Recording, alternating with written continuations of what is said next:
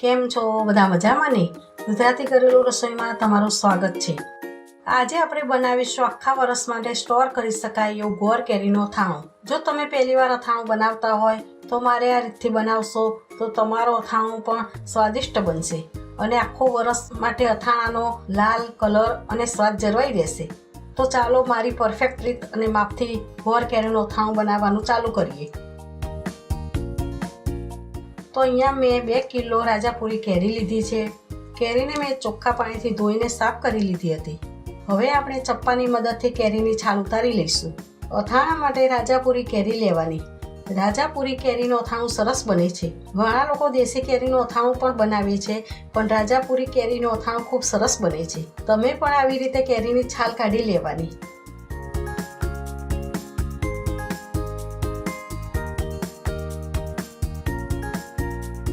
હવે એક મોટી તપેલી લઈશું.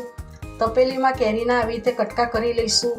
અથાણા માટે કટકા થોડા મોટા રાખવાના, જેથી કરીને મીઠા હળદરના પાણીમાં સોફ્ટ થઈ જાય. એટલે અથાણા માટે થોડા કટકા મોટા રાખવાના.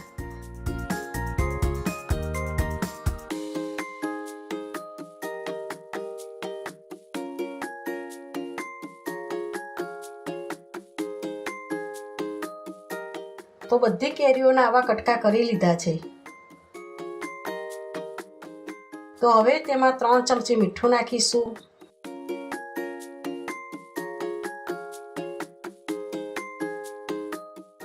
અને 2 ચમચી હળદર પાવડર નાખીશું. પછી કેરીના કટકાને બરોબર ઉછાળીને મિક્સ કરી દઈશું.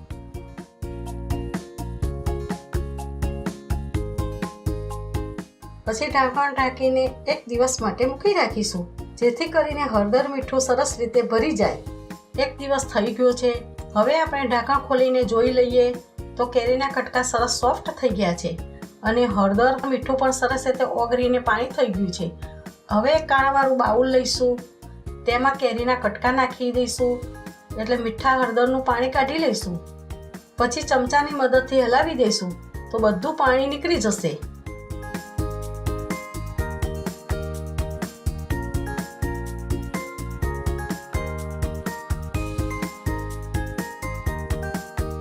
હવે આ હળદર મીઠાનું ખટાશવાળું પાણી ફેંકવાનું નથી. એમાં આપણે મેથી ચણાનું અથાણું બનાવવામાં ઉપયોગ લઈ શકાય છે. હવે એક દુપટ્ટા જેવું કપડું પાથરીને કટકાને એક એક કરીને પાથરી દઈશું. કેરીના કટકા આવી રીતે સરસ સીધા સૂકવવાના, જેથી કરીને બધું પાણી સુકાઈ જાય. કેરીના કટકાને 4 થી 5 કલાક સુધી આવી રીતે સૂકવી દેવાના.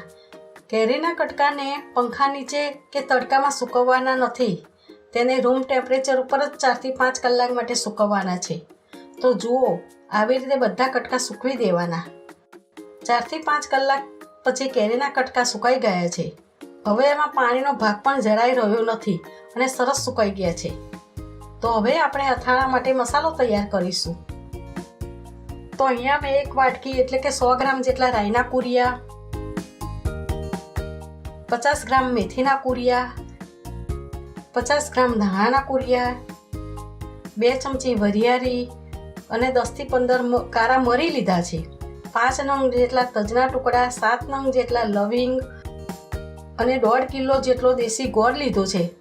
ગોળને સરસ રીતે ઝીણો સમારીને લીધો છે, જેથી કરીને અથાણામાં જલ્દી ઓગળી જાય.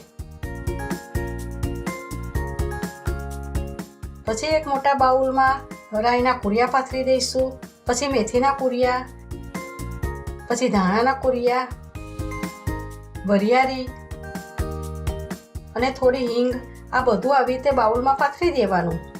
અહીંયા મેં સરસિયાનું તેલ ગરમ કરવા મૂક્યું હતું. તે સરસ રીતે ગરમ થઈ ગયું છે. હવે આપણે ગરમ જ તેલ મસાલામાં નાખી દઈશું. અહીંયા મેં આ અથાણામાં સરસિયાનો ઉપયોગ કર્યો છે, પણ તમારે જો સિંગતેલનો ઉપયોગ કરવો હોય તો કરી શકો છો. પણ અથાણા 12 મહિના સુધી સરસ તાજા અને સરસ રહે એના માટે સરસિયાનો ઉપયોગ કરવો વધારે સારો. ગરમ તેલ રેડીને પછી ઢાંકણ ઢાંકીને 5 મિનિટ સુધી ઠંડુ પડવા દઈશું, જેથી કરીને બધા મસાલા સેટ થઈને ઠંડા થઈ જાય.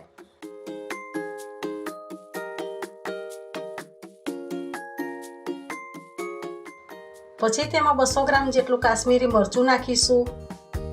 પછી મરી નાખીશું, તજ નાખીશું, લવિંગ નાખીશું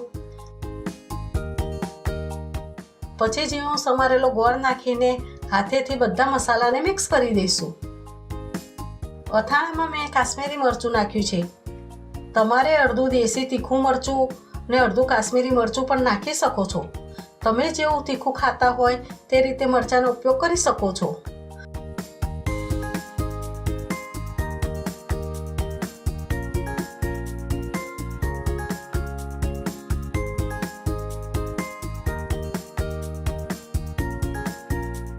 તો જુઓ, આપણા બધા મસાલા ગોળ તેલ સાથે સરસ મિક્સ થઈ ગયા છે. તો હવે આપણે કેરીના કટકા મસાલામાં નાખીને બરોબર મિક્સ કરી દઈશું, જેથી કરીને કેરીના કટકા બધા મસાલામાં સરસ રીતે ભરી જાય.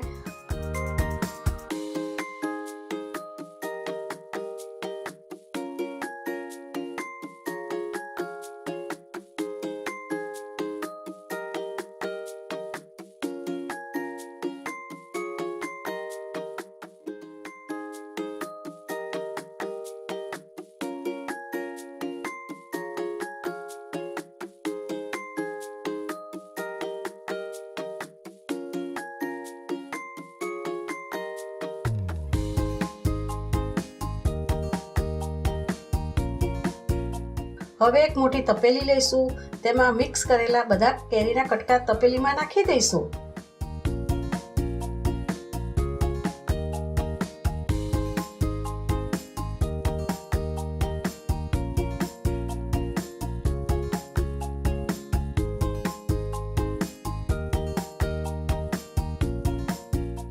પછી ઢાંકણ ઢાંકીને 2 થી 3 દિવસ સુધી રહેવા દઈશું, જેથી કરીને ગોળ સરસ રીતે ઓગળી જાય અને તેલ અને મસાલો પણ સરસ રીતે મિક્સ થઈ જાય.